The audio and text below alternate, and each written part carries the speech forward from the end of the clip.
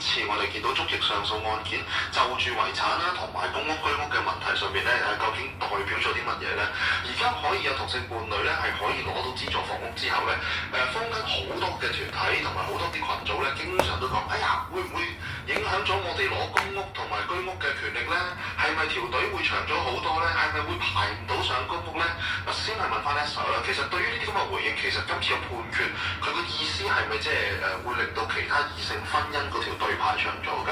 其實就冇令到其他異性婚姻條隊係排長咗。